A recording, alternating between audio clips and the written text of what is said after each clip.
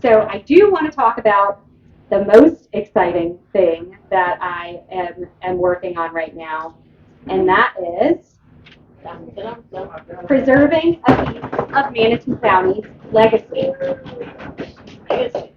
the future of Mixon Fruit Farm. So for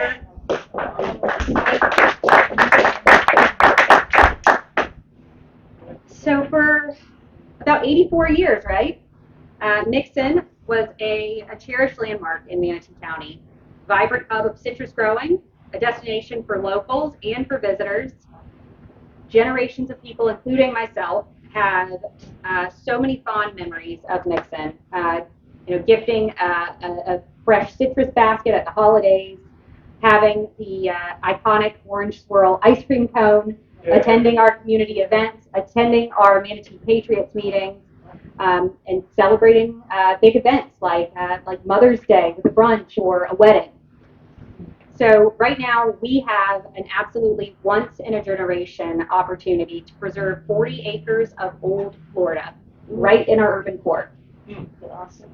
And the proposal is simple, but I think it's really cool. It pays homage to our agricultural roots and lays the foundation for a new era of farming, sustainability, and community engagement. And I mean sustainability as in giving people the ability to live and have their own little piece of Florida. So some of these communities that people live in these days, they don't have room for their own little farm, but we can achieve that. So the idea is that the county purchases the Mixon property and can serve multiple community-focused purposes. So we would keep the event venue, keep that intact, keep that running. That is a potential revenue generator, and we absolutely love it. That would be available for private rentals. We would have a large community garden, so similar to what we have at Elwood Park. Individual plots, and also hopefully have a little bit of kind of a learning garden that you could bring kids out for field trips, that kind of thing. I'd love to have or preserve a little playground. We've also talked about having a little bit of stormwater on site. We all know that there is some flooding out on 27th, that if we could mitigate somehow on this site, we'd love to do it. But the centerpiece of this portion of the project is the creation of some really small-scale micro farms, so agricultural leases. So this would be on parcels that are 1 to 2 acres, and they would be rented at really affordable rates to beginning farmers. So people who want to get involved in agriculture, but maybe they don't have the money yet to buy their own piece of land. So this gives them that opportunity to actually farm a small parcel right in the urban core, sell on site, and also I think on the weekends we could bring out other agricultural producers and basically have a giant farmers market every weekend. And so that limits, we have some food deserts in the area, and so that gives people the ability to shop local, eat local, and gives people who want to be involved in agriculture the opportunity to do that in a great way as they're starting out. And so we would hope to seek some sponsorships from some established farms and local businesses to actually fund the development of the micro farms. The county will fund the purchase of the land, but to get this going as quickly as possible, I want as much community buy-in as possible. I would love to have the Farm Bureau involved. I'd love to have some of the 4-H clubs involved. I think that we can do so many great things on the site. So eventually, and I say eventually because this part costs a lot of money, we would like to transform the store into a community center and library. Yeah. So, as I said, the nearest library is over 4 miles away in this area. And, we're right in the center of everything here. It's kind of a shame that the nearest library is that far. So the library and community center would also have a kind of a homesteading kitchen where we could have classes on nutrition, on historic Florida cooking methods, homesteading things like canning, pickling, all of those kinds of things we could hold right here. Again, helping people to learn to do new things and to become self-sustaining. Um, the other thing that I would really like to have is a little history room focused on the history of the citrus industry in Florida and specifically Manatee County. And I'd love to have some of the Mixon's kind of artifacts, etc., on that site, and maybe also have a partnership with Tropicana and have some of their artifacts there as well. So it's a real commitment to this area of the county. You don't have a whole lot of opportunities to preserve this much land that is so important to so many people, especially in this area of the county. I'm extremely passionate about it. We are trying really hard to get it over the finish line.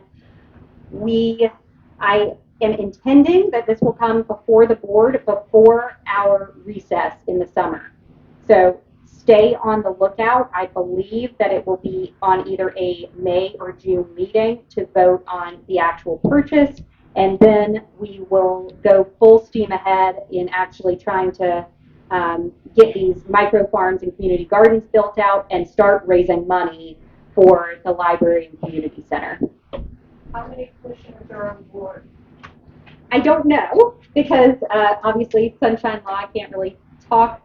You kind of fly blind on these things and hope that other commissioners get on board.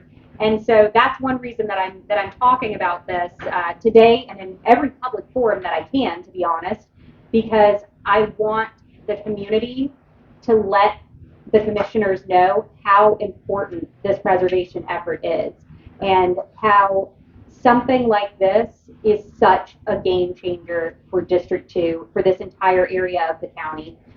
We have so many times felt left behind, felt forgotten about, and this is going to be, it's really going to preserve the legacy of the Mixon family. It's going to preserve the legacy of agriculture and create a whole new opportunity, a whole new generation of potential farmers.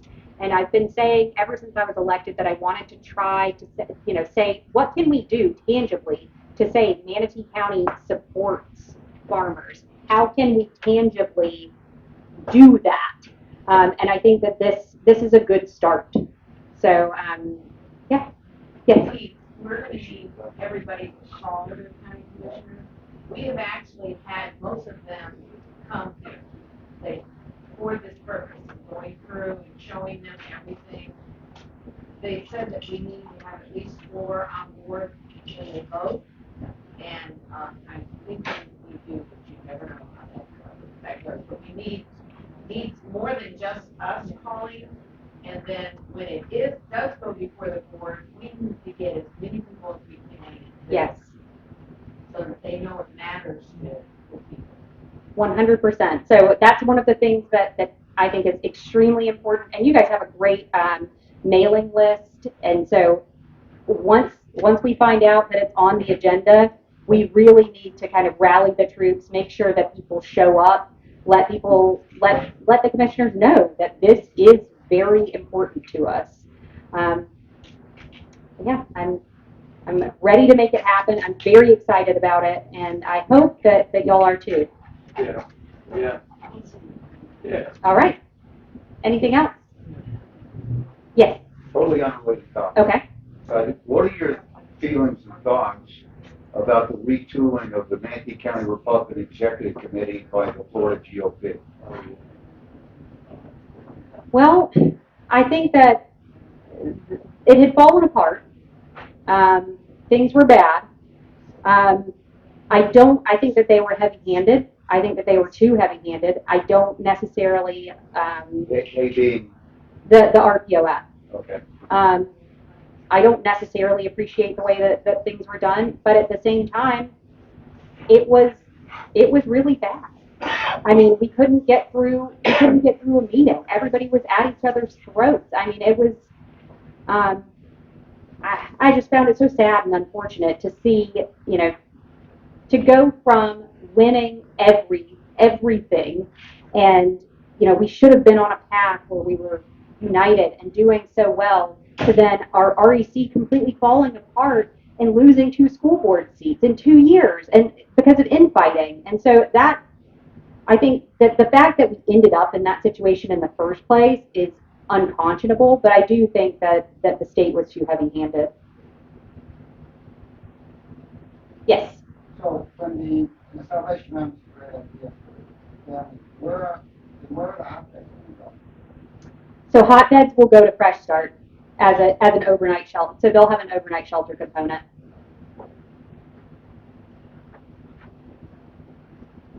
Yes. For those that's not involved in what's the hotbed? So Like fun. it is not. It is not. You do not want to be in a hotbed. So hotbeds are beds that are reserved by the sheriff's department and the Bradenton PD for homeless people that they find on the street. And so basically they have a certain number of beds, I think it's 10, that are reserved for people that they find on the street and that they want to, you know, get help.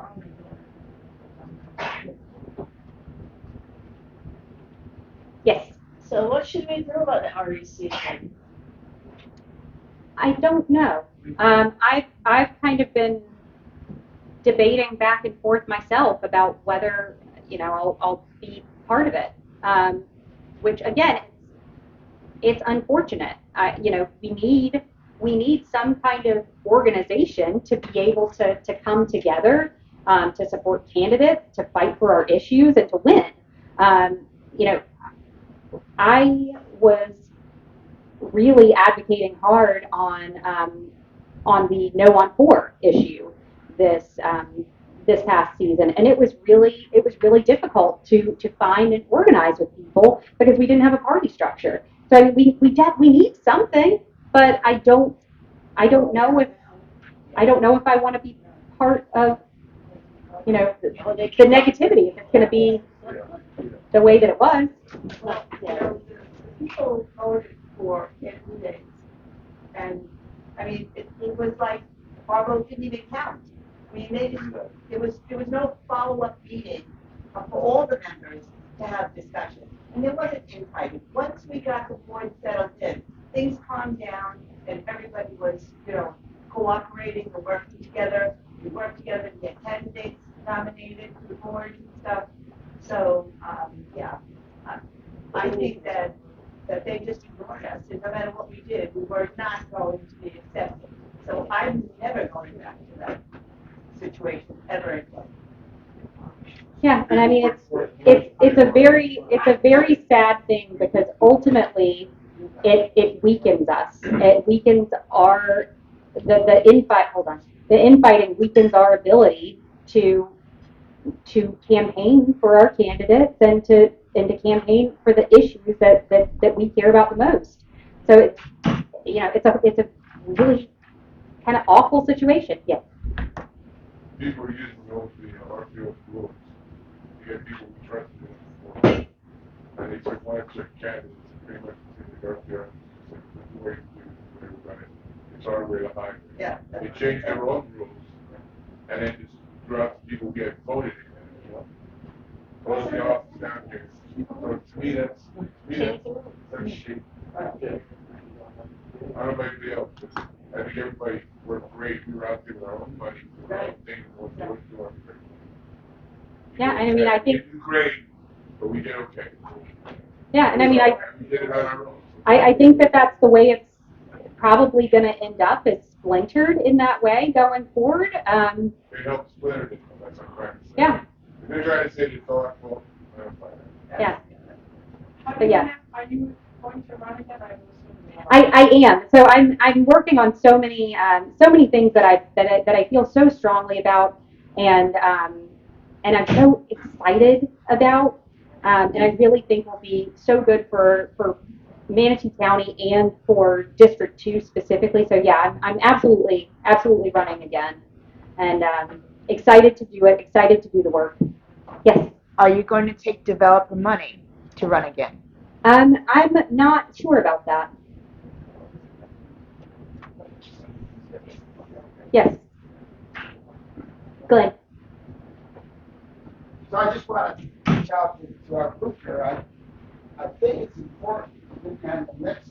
It's not too early to start, right? To make an appointment with your local representative. I don't know how many you see a week, but you need to go up to that ninth floor, sit out in your nice office, and ask them straightforward, are you on board or not, right? We can't wait till the last minute. We got to line up our votes. So on a typical work week, could you see like 10 of your constituents for 10 minutes each? I mean, I have no idea how the schedules work. But, So, I mean, it you know, it depends on the week, but yeah, I mean, so I could absolutely do that. So I would encourage everyone to go to their district, number one. And number two, go see Cruz and Bearden, who is at large, and ask to see everybody. We need a yes or no answer. Right now. Now. Yeah, Right? right. And we need to back Amanda and push this forward. If they say no, then there's some consequences for that answer. That's my 2 cents. Are the terms already set? No. For the mix and purchase? Yes. No, it's in the works. Well, that, Yeah. Yes. Can we organize like Kevin maybe could, like we organize lobby days with Tallahassee? Mm-hmm. Maybe we can organize a lobby day to go see Bearden and whoever, as a group. I think that's an interesting idea. Yeah. We could orchestrate it right here. Give them each an hour to come in here and give them snacks. I mean, we could make, because these guys are not necessarily, well, Cruz is okay, he'll do it, but like the Bearden, it needs to be, maybe one person makes the appointment with him, so he thinks it's one person coming and then 20 of us show up. I think that might make some people uncomfortable or upset. You would excite him. But he's the one. The right way. I mean, in a bad way. Yes. Elliot still is with the tourism, is he still on board? I believe that he is very interested about the potential of agritourism on the site. They were talking about doing things like, when the people are down here visiting, they go to the beach, they're sunburned, they need to go someplace, that they would be offering different kinds of tours, like to Hunsader and David Gary. And you would catch the bus here, and you would go out and pick strawberries, and go to the house, but then you come back here, and then they would show you how to jar the strawberries.